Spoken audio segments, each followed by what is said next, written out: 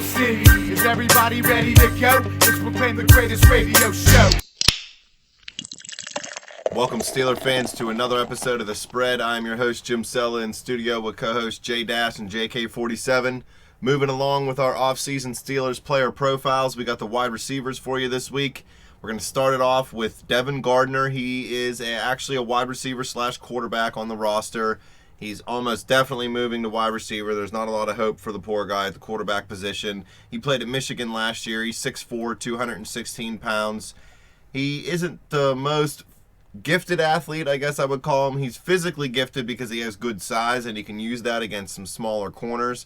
But he's not the fastest guy in the world. He's not going to run deep, run past you. He's a really raw player at the position, obviously playing the quarterback position in college.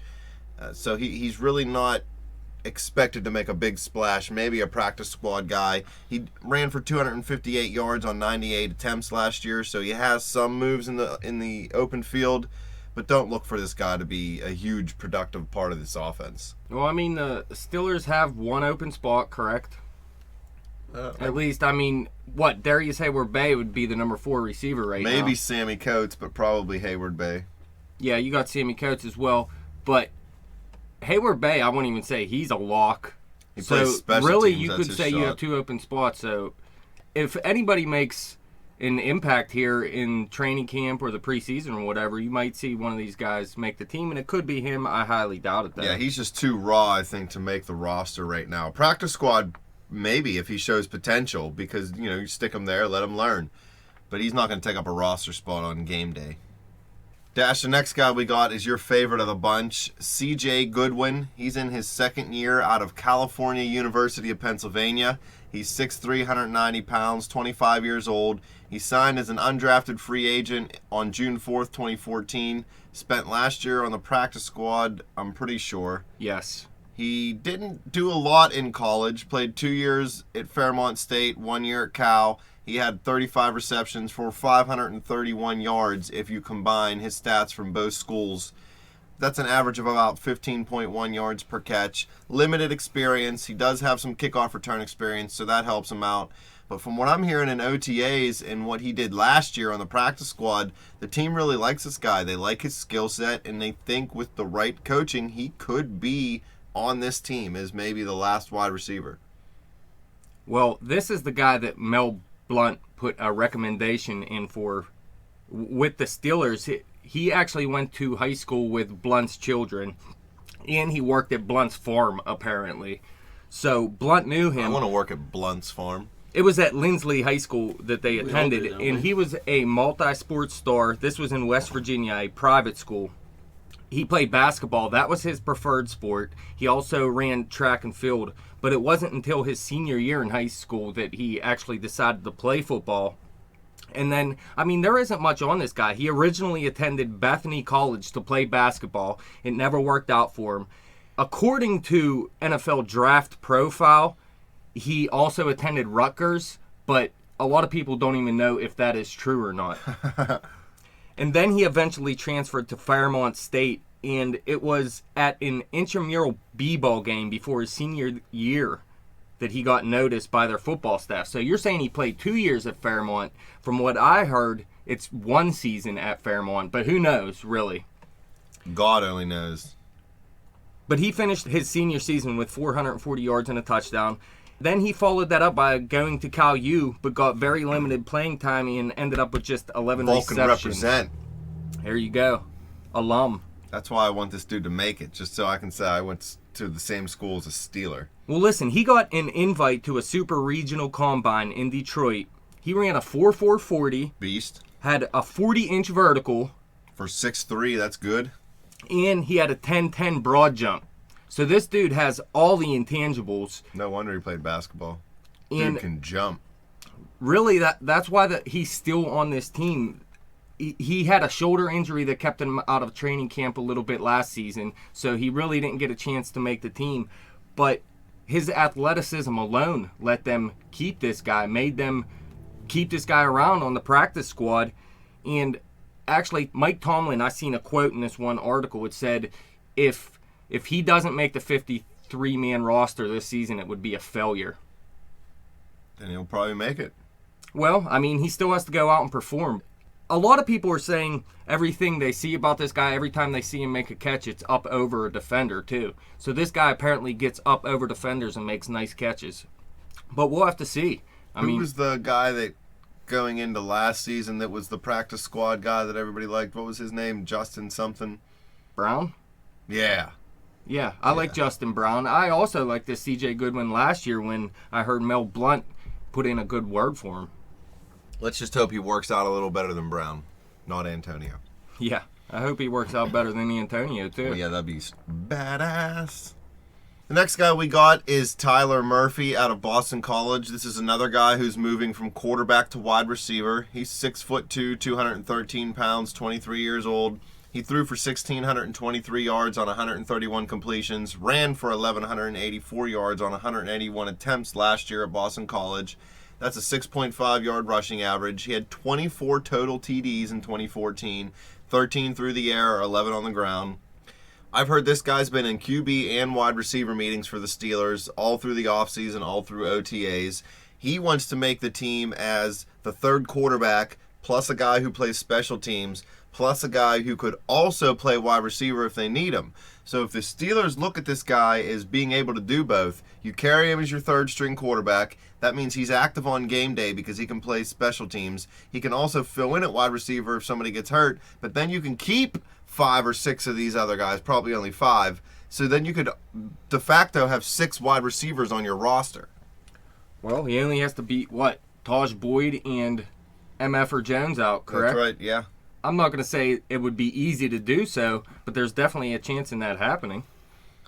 He definitely is a better athlete than Devin Gardner, the first guy we talked about here. Gardner only rushed for, almost 300 yards on the ground. You got Murphy rushing for 1,100 yards. There's running backs that don't do that in college. So this guy has the athleticism there. And everybody's talking about him being that slash guy. Slash 2.0, huh? Yeah, they're not gonna put him out on the field at wide receiver. The reason why Cordell Stewart got to do that is we didn't have a franchise quarterback at the position like we do with Ben Roethlisberger. You're not going to take Ben off the field to run stupid gadget plays and wildcat plays. Our receivers weren't really necessarily anything to brag about either. Well, hey, listen. Let's not forget the Pittsburgh Steelers ran a play where Antonio Brown threw a touchdown pass at like the 3-yard line or something, and nobody here actually liked that play. That was a ridiculous play to run. But hey, if you got someone better than Antonio Brown that can pass the ball, I mean, it can happen in this offense, right? You never know with Todd Haley running the show. Look at that Super Bowl win versus the Seahawks. Antoine Randall throwing that touchdown pass to Hines That Ward. was a different time. That's when they ran those trick plays, and I love those trick plays, and it worked the out. 3-yard line, it scares me to death. Yeah, that was ridiculous. I don't trust Todd Haley to draw up these trick plays. I don't trust Todd Haley to wake up in the morning. I don't know. I think Murphy's got a shot at making this roster. If he can be as versatile as he says he is, that's a definite advantage over some of these other players. You got a guy who can play 3 positions basically. Well, who's a guy that wants to play quarterback and special teams? I mean, He just wants to play football, man. That's what you gotta love. Keep him around. Yeah, this guy doesn't just come here looking for a paycheck. He's here to play football for sure. Although by the time he's in the league, football might not even be football anymore. It's There might already be not. flags, no helmets, It's already no. 80-yard extra points. Basically, like just a live version of fantasy football. Yeah, that's Pretty why. much. It's more like watching a game of Madden on television. Is what it is, really. Which is horrible. I hate watching people play Madden. All right, next guy we got, Eli Rogers. He's a smaller guy at 5'10", 180 pounds. He's an undrafted free agent, only 22 years old. He had 176 catches for 2,020 yards in his 4 years at Louisville. 38 punt returns for 248 yards to add to that, 12 touchdowns. He was a reliable target for Teddy Bridgewater. He also played with Bridgewater in high school. So if he would have went to the Vikings, that would have been cool. High school, college, and pro with the same quarterback. He ran a 4.47 40. He's a guy who knows how to get open in space. He works well underneath, but with his smaller size, it'll be a little harder for him. But he can return punts. The Steelers have nobody that can return punts. He's a guy that can fit into the slot. The Steelers don't have a real defined slot receiver. So he's somebody to watch in camp and through the preseason at least, and he may be able to make an impact and earn himself a roster spot. 4 years in college, he was very consistent each year, right around the same amount of numbers. He's not going to wow you. You know, this guy isn't Randy Moss, but you don't have to be Randy Moss to collect an NFL paycheck. Well, at 5'10", nobody's mistaking him for Randy Moss. Maybe Troy Edwards? Yeah. Yeah, he... Well, the fact is, he's really the only guy, I believe, in this receiving core that actually fits into the slot as a true slot type receiver. So there is a good chance you could see him on his roster at some point.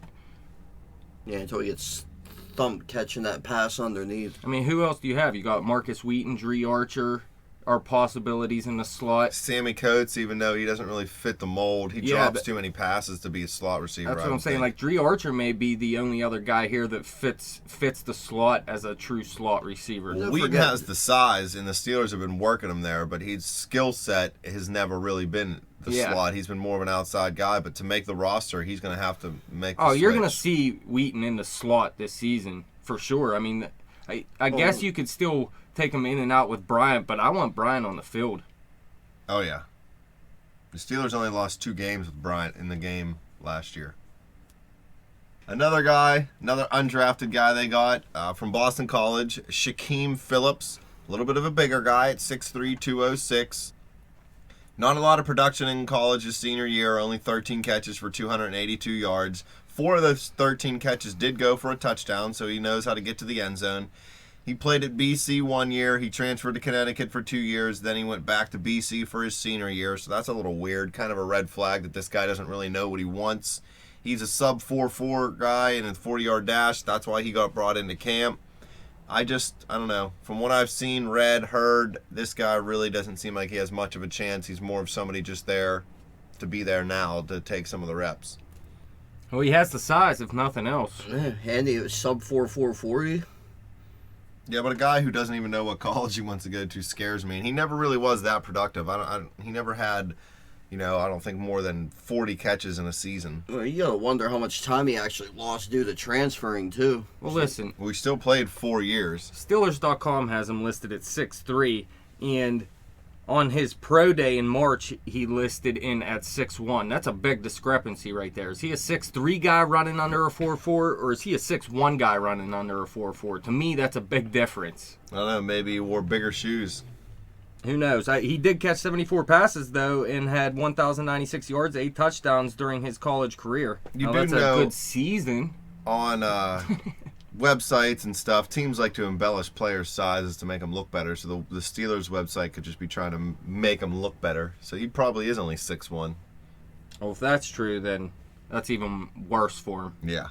Let's get into some guys who actually have a chance to see playing time this year. Starting C.J. with Goodwin, man. Darius Hayward-Bay. Goodwin does have a shot. Bay, 6'2", 219. He's 28 years old. If you're a football fan, you know who this guy is. He came out of Maryland. He was a former first-round pick, 7th overall. Last year, he had 3 catches for 33 yards. Beast mode. I mean, he's really non-existent. He's a guy they re-signed because he plays special teams. He's a good team guy. The players like him in the locker room. He knows the offense after playing in it last year.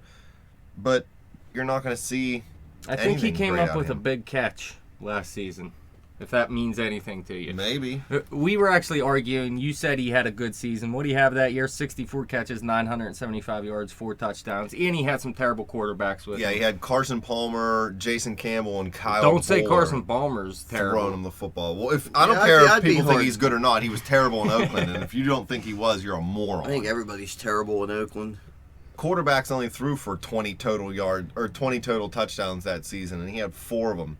Yeah, I still say it's not a great season. Whatever. That was his best It season. was an okay season. Yeah, it's not great for a first-round pick, but it's great, or it's good enough. So it's Not like just be the a first good round receiver. pick. What, 4th overall, 5th overall, 7th. something? 7th. it's there. So it's the purgatory of all football seasons. It's not bad. It's not really good. Right. It's respectable. So. If he'd have done that every year of his career, you could have said he was a good football player. Said he was Well, I mean, okay. he's only 28, so No, he, he's done. yeah. He's done. At 28 years old, 47, he's a wide receiver. He was only known for his speed. He doesn't go downfield anymore. He'll be a journeyman, 4th, 5th special teamer. That's about it. Yeah, I'm not going to say I hate the guy. He didn't do anything to make me hate him, but he also didn't do anything to make me like him here with the Steelers. And I'm kind of hoping someone else makes the team. You never know what you'll find. Maybe Sammy Coates, I'm sure, is going to be on this team. Yeah, Coates will most likely make the team.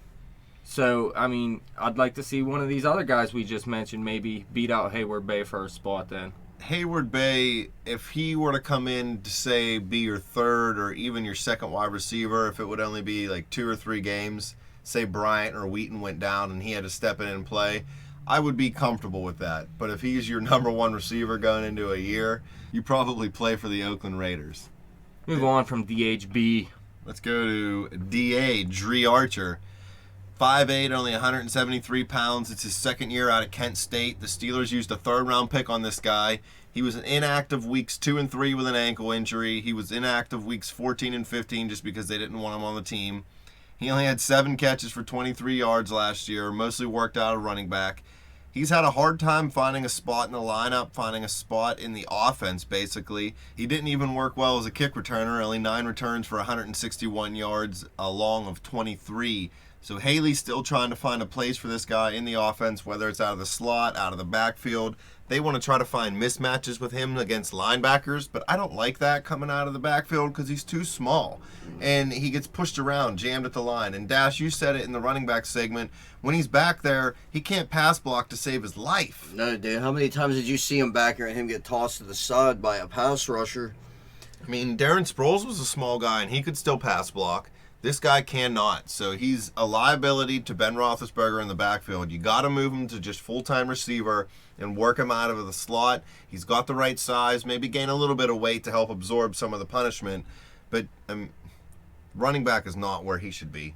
Yeah, I mean, when he's in at running back, if it's going to be a pass play, it's going to be a slant or a something. Screen pass to him. Yeah, that's it. And look, like you said, we spent, a 3rd-round pick on him? Yeah, too high. So that's why I want him in the slot. I'm done with him at running back. Yep.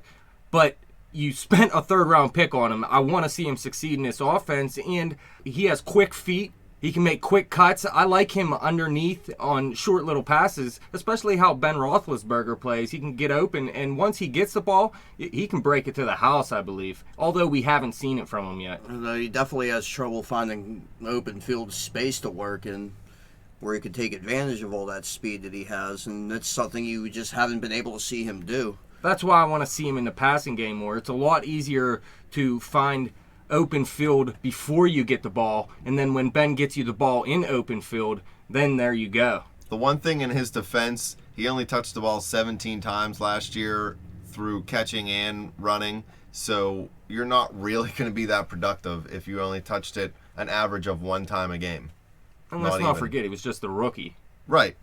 But my biggest thing is Haley just used him wrong last year, is what I'm trying to point out. No surprise there. Yeah. I'm surprised he didn't throw that 3-yard touchdown pass. He does have some talent, though, especially to play slot. What do you think of Todd Haley? Get to us at the spread. Tell us what you think. We hate Haley. Yeah, we're not fans here. But then again, we hated on Arians, too, so... I did, but I still don't like Arians. I don't care. Believe it. I want Wisenhunt back. That's who I always liked. That's good old Wiz. That's the way it's going to be until someone else comes out and does the same kind of things he did.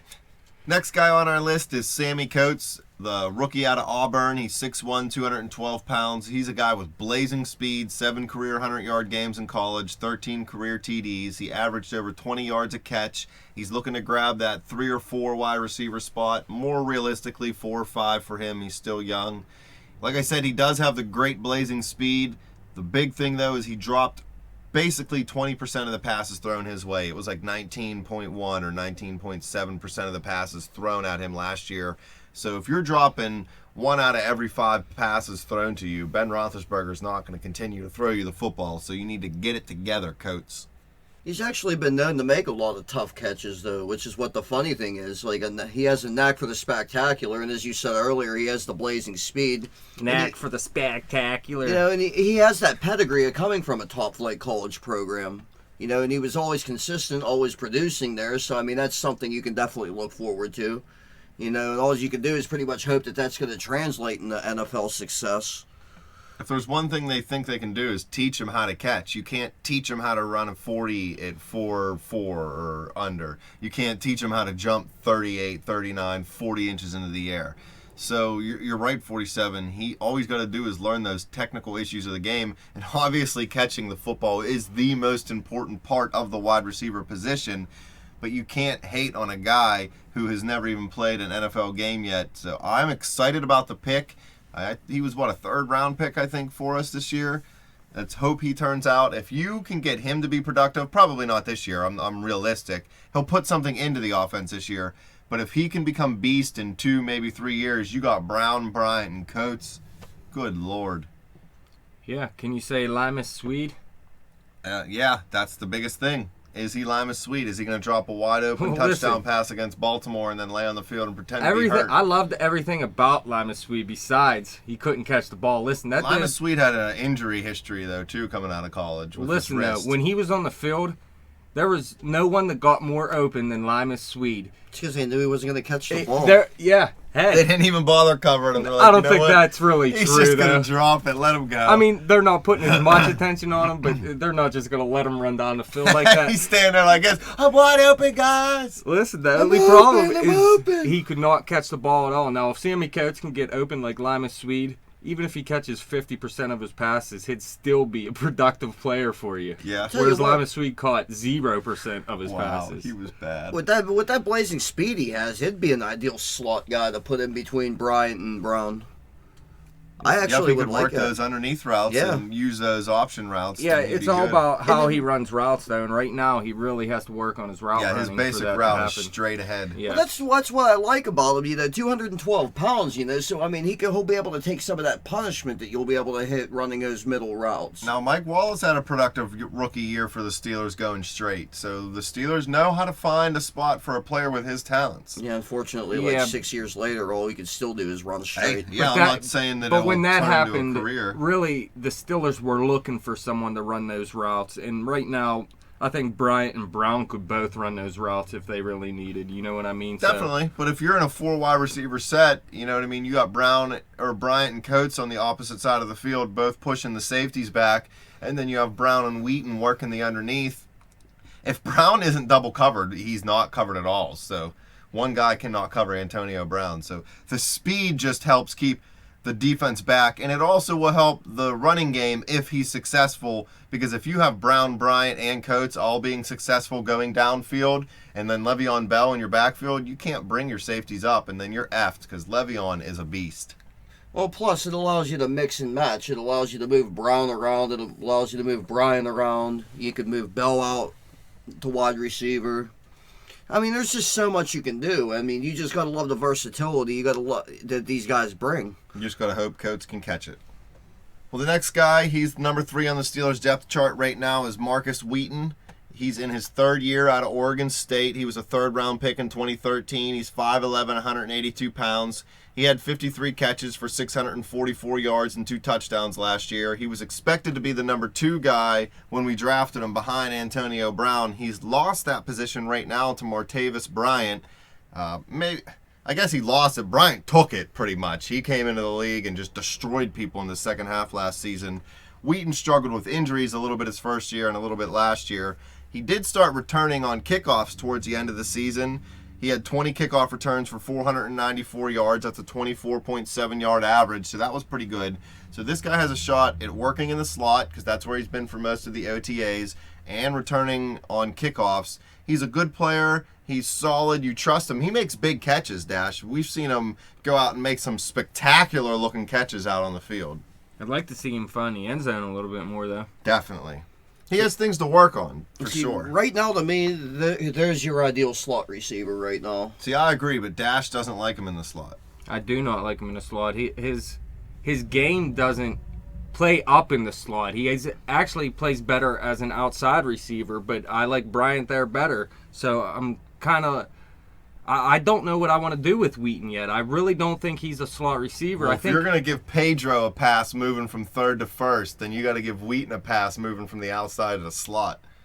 Well, yeah, I mean, he got to work on his game. I think Dre Archer has the better tools to be a slot receiver, though, is what I'm saying. And But Wheaton has more experience at the wide receiver position. That's why he gets the first shot. I'm not saying he shouldn't have the first shot. I never said anything like that. I'm just not sold on Marcus Wheaton being a slot receiver. Oh, he'll be better than most of what we got, at least. I like Wheaton. I like his size in the slot. I think he's smart enough to learn the position. Yeah, he'll be raw as far as what to do, but he already has a rapport with Ben Roethlisberger, being his third year in the offense. So I think he has the best opportunity right now to transition into that starting third guy. And he gives the Steelers a good 1-2-3 punch, one of the best in the AFC, if not the NFL. Not great. I mean, I'm not saying they're the best 3 wide receivers in the league. Don't freak out on me, people. We'll have to see. He'll have to pick his game up in transferring to the slot receiver. I know he already played there some, and I just don't like what I've seen out of it so far. But, I mean, he can get better in the slot. I'm not saying he can't. It's still not, no matter what, how he's built and how his game is. I mean, he's built just by saying he's 5'11", 182. He looks like a slot receiver. But between how he's built and how he plays his game, he's more of a number 2 type receiver, just not good enough to be a number 2, in my opinion. He has a lot of the same skills as a Wes Welker did, coming from Miami to New England. I don't see that. Welker played on the outside in Miami. They're about the same size player. I think Welker Wheaton might be a little taller than Welker, correct? I'm pretty sure they're right about. I think Welker's 5'10", maybe at the tallest. But he's a stocky guy. Welker's like big arms. He's jacked, dude. Yeah. He's got good size. He uses it in the slot against those linebackers and bigger safeties. Yeah, I don't think Wheaton has that. What do you mean? He's Stock. 5'11", 182, man. That's pretty stocky. Actually, he's only 9 pounds heavier than what Dre Archer is. Yeah, for a human being, it's stocky. But For a football player, he's kind of a. Look I at wouldn't Wheaton say on he's the field lanky. compared to Archer. Archer looks like he's going to blow away in the wind. Well, Archer is about the same type of build as Wheaton, actually, if you take in their sizes. Like you said, 9 pounds over, 3 inches? Archer actually has more weight on him per inch. Welker's 5'9". Yeah. See, he's a small... That's the kind of guy I want in the slot. 5'11", I'm not saying it's too tall to be a slot receiver or anything, but just the way Marcus Wheaton plays, it's not perfect for the slot position. Although he could still, with Ben Roethlisberger as a quarterback, he's still going to produce here and there. Look, last season, his first game of the season, he had 6 catches for 97 yards. But after that was his biggest game of the season. He had 7 games with 3 catches or less. 6 of those had 2 catches or less. He really didn't have any great games outside of that first game of the season. I mean, he did score in back-to-back games in Indy and Baltimore, but who didn't score in those games? Believe it. But I'm not going to say Wheaton's going to be a bad player or anything. He's a good number 3, a good slot receiver. I'm just looking for great out of this offense right now. I think we all are. Well, a guy that can make it great is definitely Martavis Bryant, the next guy we got on the list. He's 6'4", 211 pounds. This 211 pounds comes from Steelers.com fans. I don't think it's an accurate weight right now. He has put on so much body mass and muscle in the offseason. He's worked harder than probably anybody other than Antonio Brown in the offseason to become a good player. Last year, this guy had 26 catches for 549 yards and 8 touchdowns. You're sitting there thinking, oh, that sounds like it's garbage. He didn't even play in weeks 1 through 6. 1 and 2, he was injured. 3 through 6, he didn't play. The Steelers only lost 2 games once he started in the regular season. They only scored less than 20 points once after he started playing in the starting lineup, and they only scored less than 27 points twice once he got into the lineup. So this guy totally changes the dynamic of the team. He's big, tall, fast, strong. He goes up and catches passes. He makes tough catches. He had a 94-yard touchdown catch last year. He is past Wheaton on the depth chart, not because of anything Wheaton hasn't done or has done. It's just because Bryant was huge in the second half of last year. Yeah, he came up big. I actually, going into the season, I like that Justin Brown that we were talking about. But Martavis Bryant, he came up huge, and he's really outside of, I mean, you got Antonio Brown and Le'Veon Bell, the 2 best players at the position in the league, but Martavis Bryant is a playmaker, and he's going to come up with big plays this season. And like you said, he put on weight, pure muscle, They're saying he looks like Larry Fitzgerald right now.